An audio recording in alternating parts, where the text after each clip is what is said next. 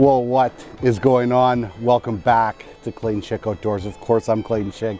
This is the beautiful outdoors, and today we are trying to do some early season crankbaits. Small little crankbaits. We'll get more into that as we go. Hopefully we catch fish. If we don't, then you'll probably never see this intro, and I'll start a new intro and do something else. Just got out to the lake. And I thought about honestly like cranking a little bit, just seeing if it'll work before I start filming a video. I'm like, no, Clayton, because what's gonna happen is you'll end up catching the biggest fish of the day right away, not on camera. I'm like, get the cameras rolling and then start fishing. You can always redo your intro if you have to do something else. But as you can see, I've got another windy day. They weren't forecast for much wind today, but it is rocking and it's smoky. I've never seen it this smoky in May before. Like, what is going on? But it's like an apocalypse right now. It's just, you breathe in and it's like, ugh, it's thick. Anyways, get the boat turned around. We're gonna troll into the wind. I'm not sure what kind of speed I'm gonna use, anything like that. At some point I might drop the Kraken down and do something with it. Is it Kraken or Kraken? I should probably look into that a little bit more. It's Kraken, I'm pretty sure. But anyways, I might drop the Kraken down and do some cranking with that as well. We shall see, but I don't know what's gonna happen. We got two different cranks to try. Actually, I got three different cranks to try, but we're gonna start with the small one first, this being a Reef Runner 200 Rip Shad. I'm gonna probably try between 5 to 10 feet mostly. If I can, I'll get the Livescope on it, but I'm not sure how far back I'll have to be or anything like that yet. So I'm learning. A lot of this channel is just me learning and taking you along for the ride, figuring things out as we go. Let's do it.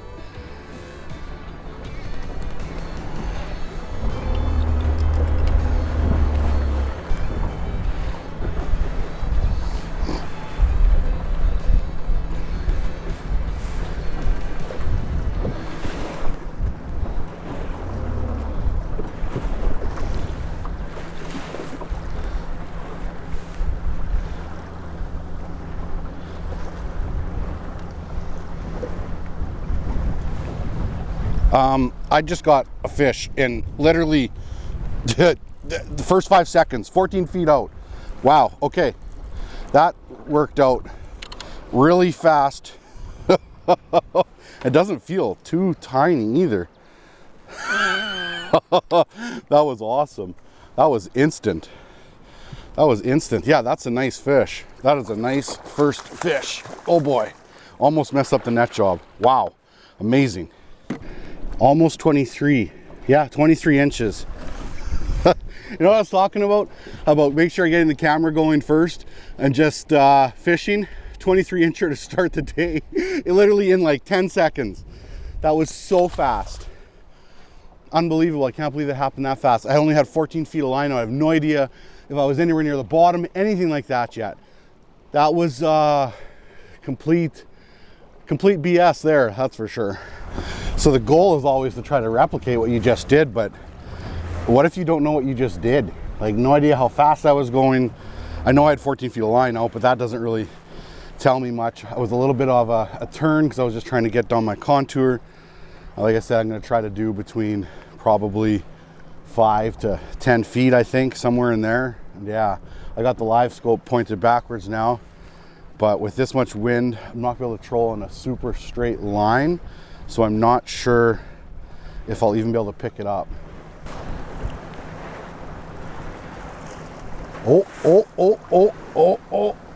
Come on, give me another, come back. Come on. Oh. I've got my crank on the screen now. I've got things figured out. 15 feet is what I'm at. I'm going over some fish. Things are good. This is actually really good.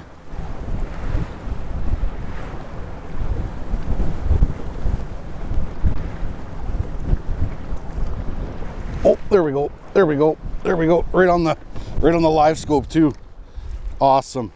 I'm trolling with mono just because I'm using a fast action rod and I want a little more stretch. Whoops, hit my clicker on my mistake. I'm gonna have to figure out something with my, I think I'm gonna get my trolling motor set up here so I can anchor lock if I hook into a fish. It's another nice fish though. It's another nice fish. Nice, amazing. Not quite as big as the first one, but a nice 20-incher for fish number 2 of the day. I feel like I'm going to catch bigger fish most likely cranking. I probably won't catch as many fish, but like I said, I have a feeling I could catch some of the bigger ones cranking. Okay, we're gonna drop this down here to be able to anchor lock. So this is what I'm cranking right now, a 200 series rip shad from Reef Runner. It's a new one this year. They have a 200 series, and then I have a 400 series here ready to go as well. But I thought I'd start with the 200 series just because I want to crank really shallow. I get this one down 5-6 feet probably at the most. One thing I'm learning lots about cranking lately, in the last couple of years, I should say, not lately, but more line isn't always better. Your cranks will hit a certain depth and they'll just kind of stop going down. So right now, as soon as I hit that 14-15 feet, I'm at my 5 feet, and that's kind of its limit. I could let out 40 feet, it's not going to change anything. But that's 2 nice fish. I find in the springtime, you're more likely to catch some bigger fish, being a little bit more aggressive. Whereas my last video you saw, I caught a pile of fish with a slip bobber, but they were tiny fish, right? So as soon as you start fishing with bait versus artificials, you're gonna catch a lot more fish with live bait or with dead bait, night crawlers, minnows, etc. But if you fish with artificials, I find plastics, whether you're casting them or cranking like this, you're likely going to catch some bigger fish. Have I done a pile of spring cranking? No. But from what I can tell in the first 10 minutes, I'm going to be doing a lot more of it. Oh, it's got whacked right there. Got whacked. Doesn't feel that big though. It's hard to say. Anchor lock here. Actually, it's got nice head shakes now. It could have whacked it, just came straight at me. Right? It's very possible. Doesn't feel huge, but I can't see it being tiny. Can't see it being tiny. Come here, come here, come here. Fish 3, 20 inches again. Oh, easy, easy. Fish 3 is another 20-incher. Having the anchor lock down with the Garmin was sweet, and I got hooked up on my depth finder. I can just press the button, anchor lock, and I'm fishing again more efficiently. Like I'm fishing right away instead of having to turn around. Okay, well I think we've got a little pattern going on anyway. I'm not going to say it's perfect yet, but I've been fishing for about 15 minutes and I've got 3 fish 20 inches or bigger. It's a good start. Oh, that fish just comes straight up at it. Hit it right there. That was fun to watch on the live scope. That was cool. Awesome. Okay, anchor lock. Again, just another nice one. Not huge. Good quality. Good quality fish. 17-incher, one for the well. Anchor lock off, forward, and go. Woo! Things are good. I feel like I'm starting to get a little bit of a pattern down. 1.6 to 1.8 mile an hour has kind of been the ticket, and around that 6 to 8 feet, and my crank going down about 5-6 feet. When I'm in 6 feet, obviously I don't want it at 6 feet. I want it a foot off the bottom. And yeah, things are good. Being able to watch it on the Livescope is kind of neat, just to be able to get a feel for like where your crank's at, right? Like a lot of time I hated crank fishing in the past just because I felt like I was so blind. Like what's going on out there? Not necessarily like, am I on fish? Are they looking at it? Just that one just came up. That's a little bit nicer fish. But just be able to see like where my crank is in general, right? Just knowing is nice. Anchor lock on the graph. You can hear that clank, clank, clang. That's my little barrel swivel coming in to my eyelets as I'm running a mono to a fluorocarbon leader. Very cool. Very cool to watch that one come up. Barbless hook pulled because I didn't net him the best, but hey, he basically just took it out for me. Thanks, buddy. Another 20-incher. I don't have the best sun angle here right now. If I catch a big one, I'll definitely turn the boat around with the talon and get a nice shot at it with a better sun angle. But that's 4 over 20 inches already. That's awesome. Okay, and we're off again. Do you need Livescope to pull cranks? No, of course you don't. But it's just like I was saying before I caught that fish. It's really neat to see what's going on out there. more than anything. I'm just learning, right? It's a tool. Now I could shut my Livescope off, know that if I troll between 1.6, 1.8 mile an hour with 15 feet of line, I know I'll be getting to that depth, you know, that five foot down. I can crank in 6, 7 feet and be perfectly fine. But it is fun to watch them come up like that last one did on the Livescope. It's just such a good learning tool. If you can, you know, use it in coordination. This is the biggest reason why I don't put my Livescope on the trolling motor pole either, on the trolling motor itself, is because I want to do stuff. Oh, I just missed that one. I want to do stuff like this. I want to be able to turn the pole around. I want to watch it pull blades. I want to watch it pull cranks, etc. I was a little premature on that one. I didn't need to set the hook. Oh, there we go. There we go. So I was on a little bit of a turn, so I never did see that one on the Livescope at all. Looks like a little bit smaller. Anchor lock. Having that anchor lock on the graph is really nice. These Echo Map units are slick. Come on. Come on. Awesome. Look at springtime, and they're inhaling the whole bait. Crazy. I have to let you go because you're a little bit over the slot. That's the one time I find the slot size to be not cool. I know you have to have it because people are just going to keep everything, then they have no mercy.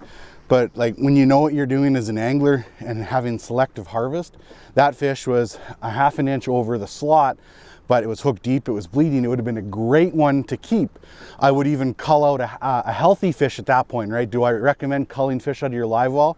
No, I don't. But if you caught one that was bleeding bad, deep like that one, it'd be a good one to keep. I wish we had some lenience in that sense, but I get it. Like, if you don't have that slot size, people are just gonna be ruthless and keep everything. Be like, oh, well, it was gonna die. It was gonna die. Was that fish gonna die? Maybe not, but it has a better chance of dying than one that wasn't hooked deep, if that makes sense.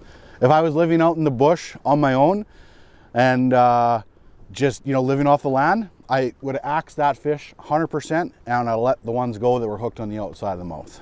We were rocking and rolling, giving her hard. I feel like I could wrap this video up already. Things are good. This little crankbait, this 200 rip shad, is legit. Things are awesome. Rod I'm using, a 2B Genesis 7'2" medium, fast action. It's a cranking rod. It's designed for this, for trolling. But because it's a fast action, I decided to go with a mono line to give me a little bit more stretch. When you're trolling, you can get tight on them so quick. So I figured having something with a little bit of stretch in there would be an advantage to me. So I went with a mono, 14-pound Sufix mono, and then a 12-pound fluorocarbon leader. If I was trolling a moderate action rod, I would likely then use probably braid. Not that I won't try some mono as well. Somebody's honking. Hello, hello! That's awesome. Got some kids out there. Looks like a father and 2 sons, and they honk the horn and they're yelling, Clayton, Schick. Aw, I love to see it. Love to see it. I love all of the younger anglers getting into the sport. It's so awesome. When I was young, I spent all my time after school at my local reservoir. I would ride my bike there and just cast my little heart out. And then when I was old enough to drive a quad, one of my best friends, his dad let us use a 6x6 quad and this little 12-foot tracker John boat type of thing. And again, we'd go out there and we'd cast our little hearts out all day. We'd love it. I love to see the youth getting into it. It's a big reason why I wanted to get Carter into fishing as well. It's just something that you can do forever. You know, like maybe you can't do it at a high level for your whole life, but I can't wait to be 85 years old and sit on my white bucket casting off ashore and going, you don't need that $300,000 boat. In my day, we used to just use a pickerel rig and catch them all. I love it. Oh, yeah, come on. Come on. Oh, that fish was aggressive when it finally hit. It came up slow and then it come up and whacked it. I'm guessing the smaller ones like that will be a little bit more aggressive. In terms of when they are hitting the bait, they're going to hit it with authority because, well, it's a big meal for them. He's a little guy, smallest one of the day.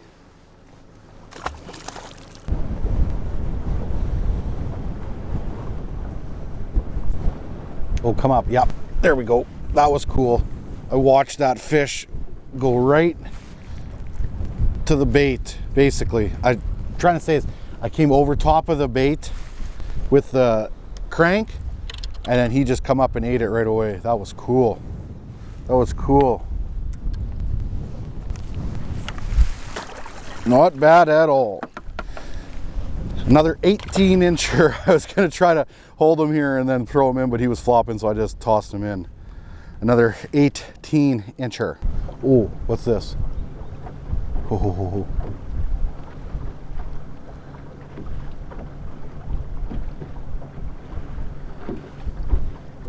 Oh, that thing hammered it. Come on, come back.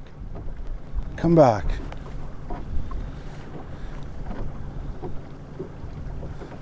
There we go. I wonder if that's that one that just hit. Come on, stay buttoned. Stay buttoned. Stay buttoned. Doesn't feel tiny. It's staying low. It's not huge. It doesn't have a pile of weight, but it's not a runt.